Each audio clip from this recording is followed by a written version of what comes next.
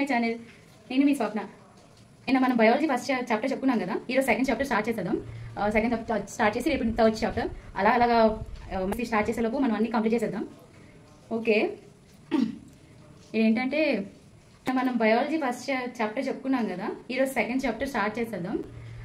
Start చేసేలోపు నాకు కూడా పెద్దగా ఏం తెలీదు, సో నేను స్లోగా కొంచెం డెవలప్ చేసుకున్నాను.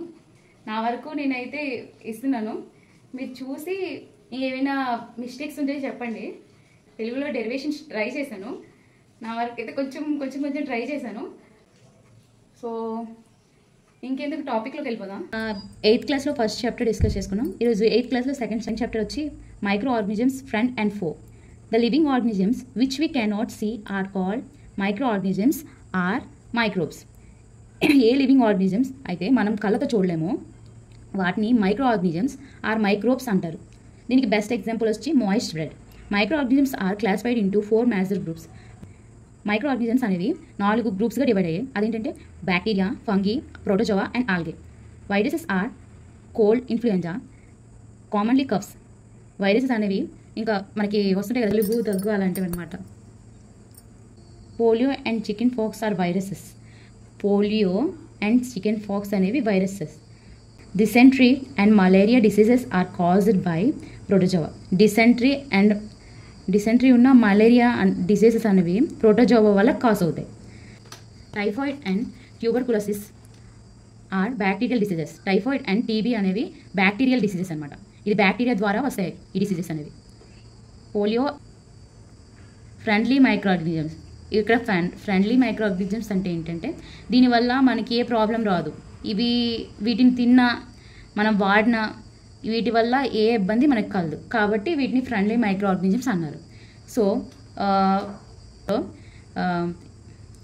మైక్రో ఆర్గానిజమ్స్ అనేవి ఈ ఫ్రెండ్లీ మైక్రో ఆర్గానిజమ్స్ అనేవి మనం కేక్ చేయడానికి, కర్డ్ చేయడానికి, బ్రెడ్ చేయడానికి, అంతేకాకుండా ఆల్కహాల్లో, ఇంకా ఎన్విరాన్మెంట్ని క్లీన్ చేయడానికి, ఇంకా మెడిసిన్ తయారు చేయడానికి, ఇంకా అగ్రికల్చర్లో కూడా యూజ్ చేస్తారు దీన్ని. ఇంకా అంతేకాకుండా ఇంకా వైన్లో used in preparing curd, cake, bread. మీకు ఆల్రెడీ చెప్పాను నేను. Used in preparing curd, cake and bread. Production of alcohol according to ages.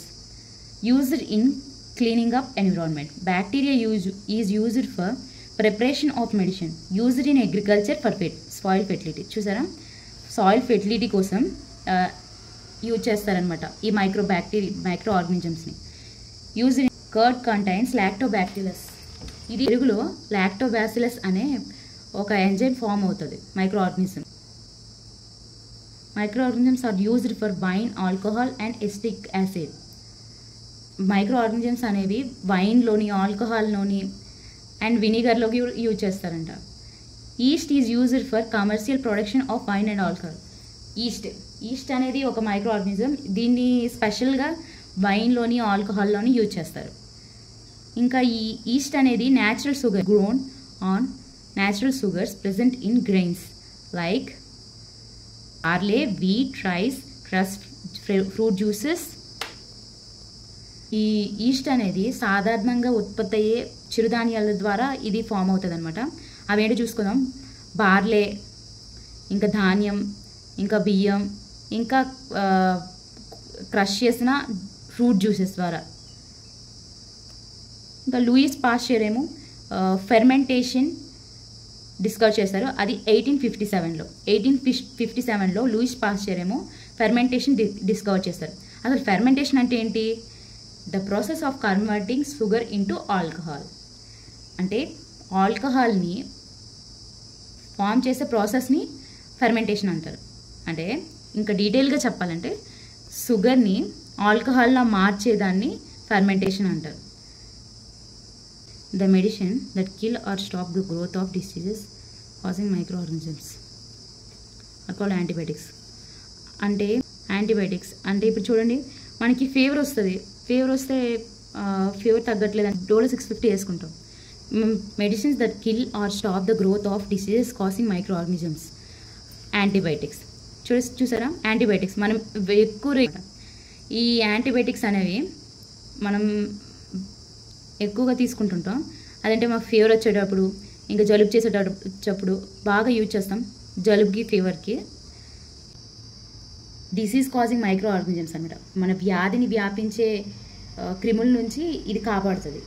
ఈ వ్యాధిని వ్యాపించే క్రిముల్ని లోపలే చంపేస్తుంది యాంటీబయాటిక్స్. ఓకేనా? మనం రెగ్యులర్గా యూజ్ చేస్తాం కదా, Dolo 650, streptomycin, tetracycline and erythromycin are antibiotics made from fungi and bacteria. అసలు నోరు తిరగట్లేదు కదా ఇది చదువుతుంటే, నాకు అసలు తిరగట్లేదు, ఏదో చదివేస్తున్నా అంతే, కానీ గుర్తుంచుకోవాలి కదా. చూడండి, ఇవేంటంటే మనం యాక్చువల్లీ ఇది చూస్తే మీకు గుర్తుండాలి. మెడిసిన్స్ మీద ఇది రాసుంటారు, స్ట్రెప్టోమైసిన్, టెట్రాసిలిన్, యాంథ్రోమిసిన్ అని. ఫంగీ అండ్ బ్యాక్టీరియా ద్వారా వీటిని తయారు చేస్తారనమాట. ఈ స్ట్రెప్టోమైసిన్, టెట్రామిసిలిన్ అండ్ యాంథ్రోమిసిన్ అనేవి ఫంగీ అండ్ బ్యాక్టీరియా ద్వారా తయారు చేస్తారు. ఇవి ఒక రకమైన యాంటీబయాటిక్స్ అనమాట. ఈ పేర్లన్నీ నేను మా బుడ్డోడి టానిక్ మీద చూశాను, సో నాకు బాగా గుర్తుంది. In 1929 Alexander Fleming prepared mould penicillin. 1929లో అలెగ్జాండర్ ఫ్లెమింగ్ మౌల్డ్ పెన్సిలిన్ని కనుక్కున్నారు. అలెగ్జాండర్ ఫ్లెమింగ్ పెన్సిలిన్ని కనుక్కున్నారు. అదేంటి? 1929లో. ఓకేనా? ఇక్కడ చూసుకుంటే మనం డిస్కవర్డ్ అనేది అటు ఎక్కువ వస్తుంది. లూయిస్ ప్యాస్చర్ ఫస్ట్ డిస్కవర్ చేసింది ఫెర్మెంటేషన్ ఇన్ 1857లో. ఇక్కడ చూడండి, అలెగ్జాండర్ ఫ్లెమింగ్ పెన్సిలిన్ కనుక్కుంది 1929లో. ఓకేనా? గుర్తుంచుకుంటారు కదా. మళ్ళీ చెప్పనా, లూయిస్ ప్యాస్చర్ ఫెర్మెంటేషన్ని 1857లో కనుక్కున్నారు. అదే అలెగ్జాండర్ ఫ్లెమింగ్ ఏమో మౌల్డ్ పెన్సిలిన్ని 1929లో కనుక్కున్నారు. ఓకే, ఇది బాగా గుర్తుంచుకోండి, బాగా ఇంపార్టెంట్. ఈ body produces antibiotics to fight with diseases carrying microbes. The bodies to fight with disease carrying microbes. మన బాడీ ఉంది కదా, అంటే వ్యాధులు రాకుండా మన బాడీ అనేది కొన్ని యాంటీబాడీస్ని ఫామ్ చేసుకుంటుంది. Edward Jenner discovered the vaccine for smallpox in 1798. అబ్బా, అన్ని ఇయర్సే ఉన్నాయి, అసలు నాకు గుర్తే ఉండవు, సరే గుర్తుంచుకోవాలి తప్పదు. Edward Jenner discovered vaccine of small pox. ఒక వ్యాక్సిన్ని 1798లో ఎడ్వర్డ్ ఫెన్నర్ డిస్కవర్ చేశారు. The microbes that are able to fix nitrogen from the atmosphere to enrich soil with nitrogen and increase its fertility is called nitrogen. వీటి వల్ల soil, భూమిలోని సారవంతాన్ని పెంచడం, నైట్రోజన్ని ఫెర్టిలిటీని increase చేసి నైట్రోజన్ని దీంట్లో ఫిక్స్ చేస్తాయంట. దీన్నే నైట్రోజన్ ఫిక్సర్ అంటారంట.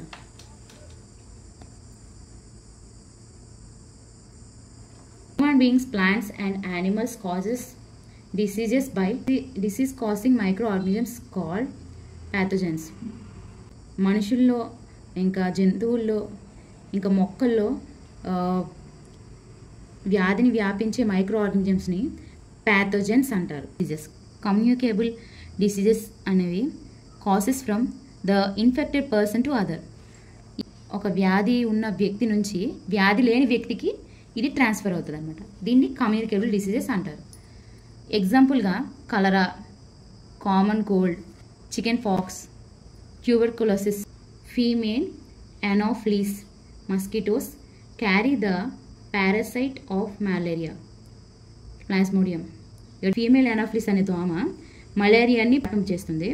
ఫీమేల్ యాడిస్ అనే దోమ డెంగ్యూ వైరస్ని వ్యాపింపజేస్తుంది. చూసారు కదా.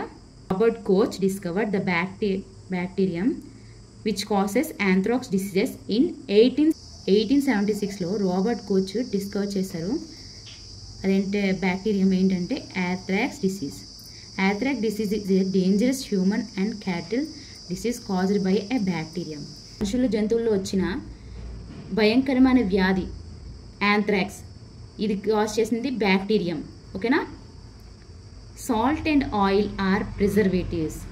Salt and oil are preservatives. ఇది సమ్మర్ కదా, పచ్చళ్ళు గట్టి పెడుతుంటారు కదా, దాంట్లో ఎక్కువగా నూనె ఇంకా ఉప్పు వేస్తారు. ఎందుకంటే ఎక్కువ రోజులు నిల్వ ఉండాలని. Sodium benzoate and sodium metabisulphite అనేవి కామన్గా యూజ్ చేసే preservatives. Louis Pasteur discovered pasteurisation. The milk heated about 70 degrees Celsius for 15 to 30 seconds and then filled and stored. This process called pasteurization.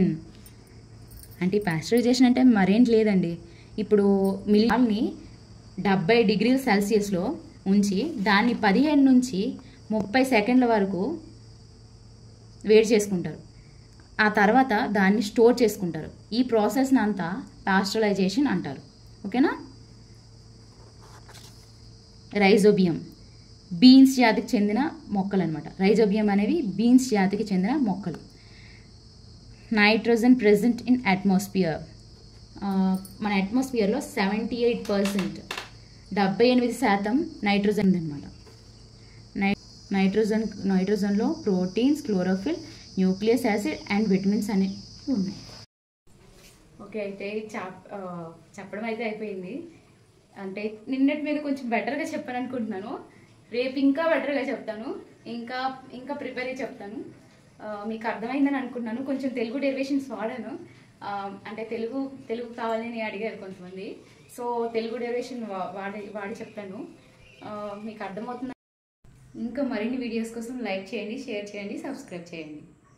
Okay, bye.